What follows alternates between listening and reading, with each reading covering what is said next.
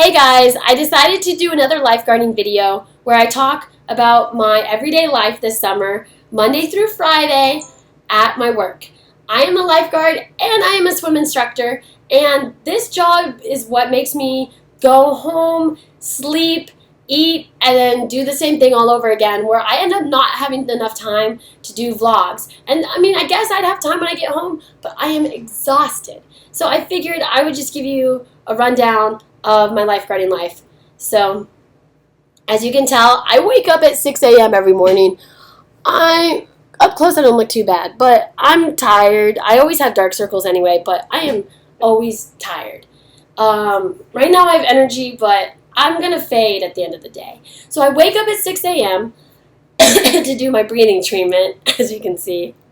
And that and hitting the snooze alarm makes me go till about 7, and then I get ready, and then I leave the house by 7:40.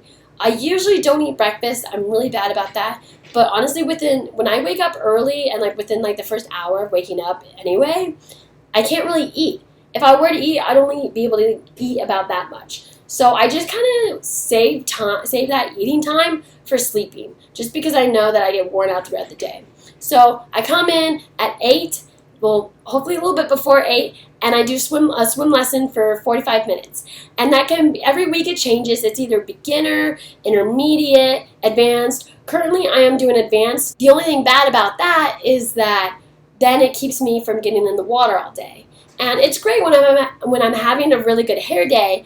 However, I need to get exercise in. I need to get exercise in as a lifeguard and as a CFer. So what I do is I hop in the water. I swim about a 500. I like to try to add more onto that.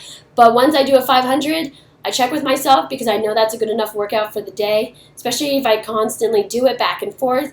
It's just enough to get my heart rate up and to get my lungs going. Just to, it's just a really healthy routine to get into. Yes, I probably need to work out more, but at least I'm working out pretty much every day. Then we come back and we have a little mini group meeting, and sometimes that involves in-service if we have breaks or, the kids come in right away. Every week it changes our schedule, so we do not know, how long our lunch break is just yet, and we don't know what day we're doing in-service, but in-service can vary. In-service can either be from doing saves to talking about swim lessons and getting the rundown of pool rules and what we need to fix. It's just an all-in-general it's just a meeting with your boss or supervisor or whatnot and the lifeguards, and the discussion is about general lifeguarding and unique to the pool that you're guarding. So we talk about that. Then, it's just a lot of in and out camps. The camps usually go for 40 minutes. Sometimes we do 2 up, 3 up. We've done we haven't ever had to do 4 up, but we can. We have about 4 lifeguards. Luckily, our boss is certified in everything, and he's very safe. But luckily, we've never had that many kids where we've had to somehow talk about going 4 up. However, I love doing 2 up because then I get a nice break and I'm able to read and do whatever I want. Other than that, the one thing that's kind of annoying is sometimes it's not where a camp swims for 40 minutes and they get out and you have a 20-minute break and then the next camp comes in. A lot of times they're overlapping, so you find yourself constantly in the rotation. However, I've noticed that all the days go by pretty fast. So I end up leaving, sometimes it's 2:30, and I heard maybe next summer might be 3:30, but as of now, it's been pretty much a flat 3 o'clock. And 3 o'clock is just putting back the lane lines. I'm not super good at it, and it's kind of hard to, do everything because after you do the lane lines, you need to tighten the flags with the wrench, and I'm not tall enough to, so somebody kind of just handles that. I'm really good at cleaning up the pool deck. I feel like anybody's really good at cleaning up the pool deck, but I'm extra good, And other than that, just organizing the tubes and whatnot. That's pretty much how my day goes. So a lot of times I find myself bored staring at social media, which is why I decided to bring my computer in and talk to you guys. So that's my work life. During my breaks, I've been taking sexy photos. I know I talked about this in the last video. I've been trying to take sexy photos of me in my lifeguard suit because I might as well play it up. My hair doesn't look that great, so It looks like one of those like slutty pictures you send to like a boy, like via text, because my face isn't always in it. But I'm not gonna wear makeup to work, you know, and my hair just looks like the way it is.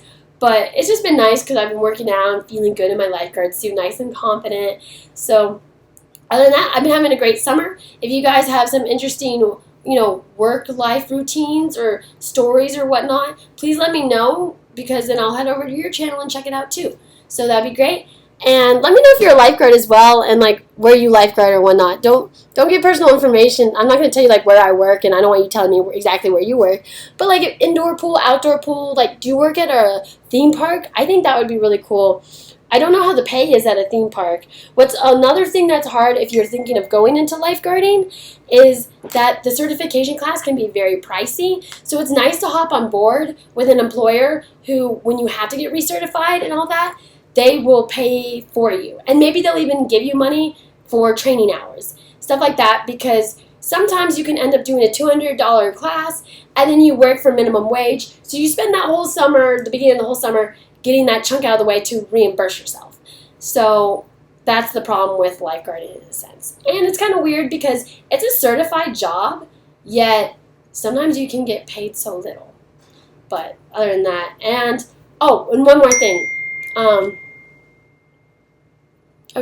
One more thing too is that sometimes certain areas will pay more. Like I heard like country clubs and whatnot. However, I heard rumor has it that they're not as strict with their pool rules, and that can mean that you'll jump in more often because they don't have enough tests for kids to identify them of like their swimming capabilities and whatnot, and to designate them to the shallow end, or if they need a life jacket.